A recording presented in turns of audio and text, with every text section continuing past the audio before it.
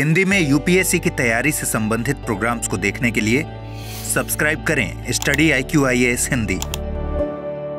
Hello दोस्तों, स्वागत है आप सबका स्टडी IQ IAS हिंदी पे। मैं ललिता दहिया। दोस्तों, आज की कक्षा में हम परिचर्चा करेंगे म्यांमार के शरणार्थी संकट की। ध्यान रखिएगा, म्यांमार से लगभग 5400 के आसपास शरणार्थी भारत के पूर्वोत्तर राज्यों में अलग अलग राज्यों के अलग अलग जिलों में अस्थायी तौर पे रह रहे हैं और ये एक गंभीर संकट बन गया है।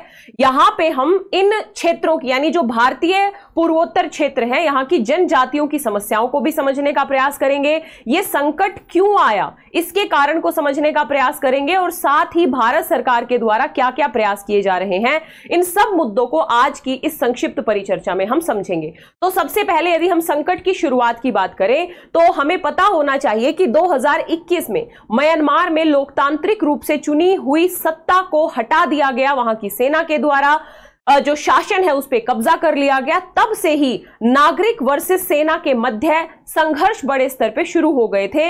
यहां तक कि म्यांमार की सेना के समानांतर नागरिकों ने अपने अपने संघर्ष के जो समूह हैं उनको स्थापित किया। जैसे चिन नेशनल आर्मी जैसे संगठन लगातार सेना से लड़ रहे हैं और इस प्रकार के संघर्ष के चलते हम वहां पे अशांति, भय का माहौल देख सकते हैं, बमबारी जैसी घटनाएं देख सकते हैं। और इस तरीके की अशांति से बचने के लिए बड़ी संख्या में जो म्यांमार के नागरिक हैं वो पूर्वोत्तर राज्य, यानी जो सटे हुए राज्य हैं म्यांमार के साथ, उन राज्यों में बड़े स्तर पे शरण ले रहे हैं, अस्थायी बस्तियों में रह रहे हैं। तो कारण समझ में आ गया। अब यहां पे भारतीय सेना के अधिकारी, विशेष तौर पे यदि हम असम राइफल्स के एक अधिकारी के संदर्भ में बात करें तो उन्होंने स्पष्ट तौर पे कहा कि शरणार्थी पिछले साल नवंबर से सीमावर्ती जिले में अस्थायी बस्तियों में रह रहे हैं और इस बात की पूरी संभावना है कि जब म्यांमार में शांति स्थापित हो जाएगी, वहां पे शांति बहाली हो जाएगी, तो वह वहां पे चले जाएंगे। ध्यान रखिएगा। और इन्होंने कहा कि अभी वहां पे बड़े स्तर पे इनके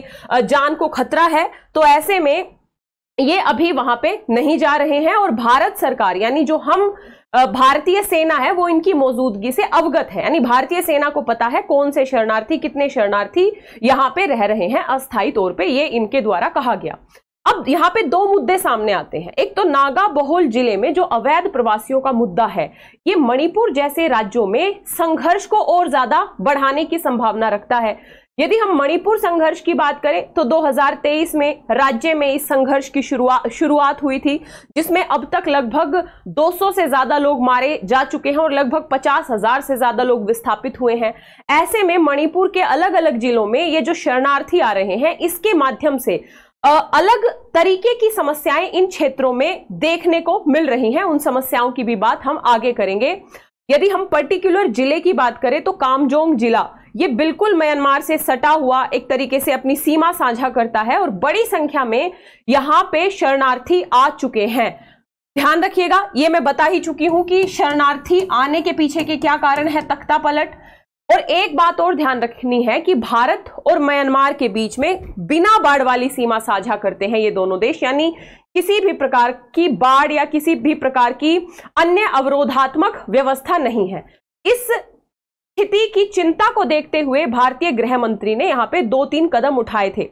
सबसे पहला कदम तो उन्होंने FMR व्यवस्था को निलंबित कर दिया था। ध्यान रखिएगा, फ्री मूवमेंट रिजिम, ये एक प्रकार की ऐसी व्यवस्था थी जिसमें आसपास की जो ट्राइब्स हैं वो 16 किलोमीटर के अंदर आ सकती थी। यानी म्यांमार की ट्राइब्स भारत के क्षेत्रों में 16 किलोमीटर तक आ सकती थी, भारत की ट्राइब्स वहां जा सकती थी और ये 2 हफ्ते तक रह भी सकती थी। 1 साल के लिए ये लाइसेंस मिलता था।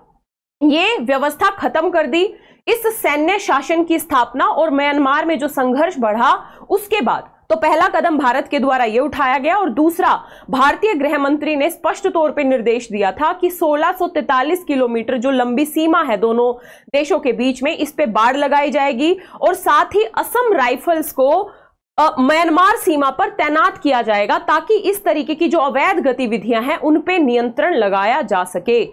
यहां पे जो शरणार्थी हैं, इन शरणार्थियों के मुद्दे से तस्करी का मुद्दा डायरेक्टली जुड़ा हुआ है, उसको भी अब हम समझने का प्रयास करेंगे।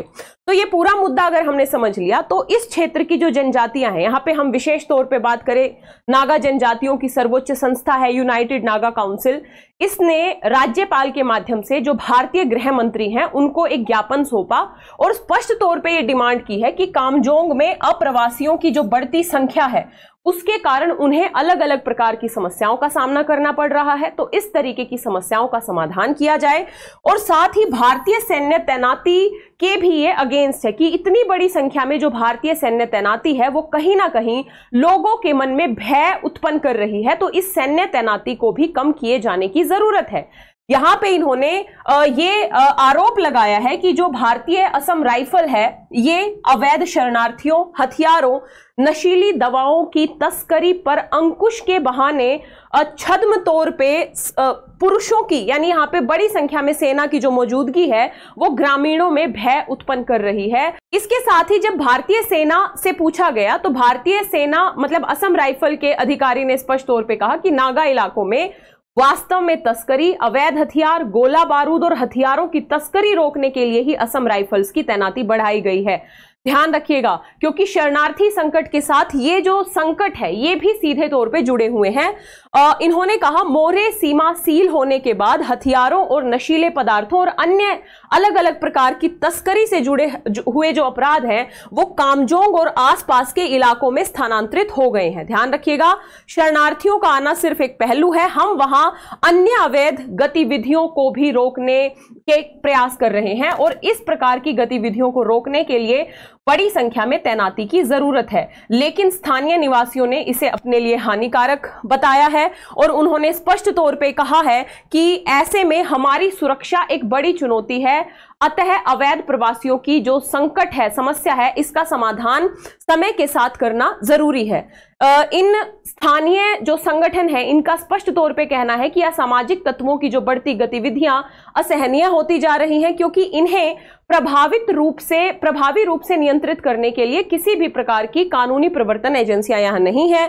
जनसंख्या असंतुलन होने के कारण विदेशी संस्कृति स्थानीय जो प्रथाएं हैं उनको दबा रही है कहीं ना कहीं, यानी जो स्थानीय आबादी है वो त्रस्त है इस प्रकार के शरणार्थियों से। यहां पे मैं आप लोगों को बता दूं कि नागा जो संगठन है इसने बड़े पैमाने पर सैन्य लामबंदी अभियानों को जो अभ्यास है उनको देखकर स्तब्ध है और 1997 में जो भारत सरकार और नागा के बीच एक शांति समझौता हुआ था, इस समझौते के बावजूद इस क्षेत्र में सक्रिय सैन्य कर्मियों का जो आक्रामक रवैया वो कहीं ना कहीं ग्रामीणों की शांति को भंग करने का काम कर रहा है। तो यहां के संगठनों ने दोनों मुद्दों पे सरकार से विचार करने का आग्रह किया है और कहा कि शुरुआती दौर में हमने आतिथ्य सत्कार किया लेकिन कई जिलों में जो शरणार्थी है उनकी संख्या लोकल से ज्यादा हो गई है। तो ऐसे में ये एक बड़ा चिंता का मुद्दा बन गया है जिसके लिए सरकार को जल्द से जल्द कदम उठाने होंगे। अब देखना यह होगा कि भारत सरकार के द्वारा क्या किया जाता है। ध्यान रखिएगा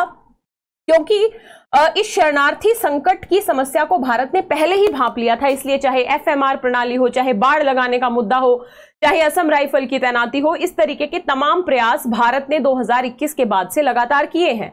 लेकिन उसके बावजूद भी शरणार्थी संकट बढ़ रहा है और इस शरणार्थी संकट की आड़ में जो तस्करी के मुद्दे हैं वो भी एक गंभीर चुनौती पैदा करते हैं भारत की सुरक्षा को।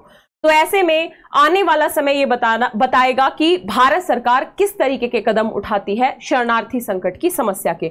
तो ये पूरा का पूरा मुद्दा था। हमने एफएमआर समझा, भारत के प्रयास समझे, शरणार्थी संकट बढ़ने के कारण समझे। ये जो पूरा का पूरा मुद्दा है इंटरनल सिक्योरिटी के पॉइंट ऑफ व्यू से काफी ज्यादा महत्वपूर्ण हो जाता है।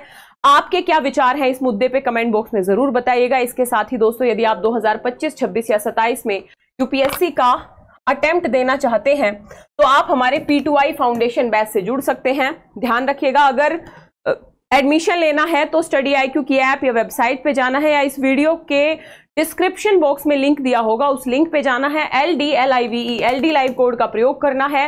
मात्र 27,999 में ये बैच आपको मिल जाएगा। इसके साथ यदि वैकल्पिक विषय आपको पढ़ने हैं तो भी LD लाइव कोड का प्रयोग करके आप कोई भी वैकल्पिक विषय का चयन कर सकते हैं, एडमिशन ले सकते हैं। बाकी आप मुझसे जुड़ सकते हैं मेरे Telegram channel Lalita Dahiya academy, Instagram और फेसबुक पेज पे। आशा करती हूँ ये परिचर्चा आपको समझ आई होगी, काफी ज्यादा महत्वपूर्ण हो जाती है। अलग अलग मुद्दों को समझने के दृष्टिकोण से अपने विचार कमेंट बॉक्स में जरूर बताइएगा। मिलेंगे इसी तरीके की अगली परिचर्चा में, तब तक के लिए thank you so much. Hindi में यूपीएससी की तैयारी से संबंधित प्रोग्राम्स को देखने के लिए सब्सक्राइब करें स्टडी IQ IAS हिंदी।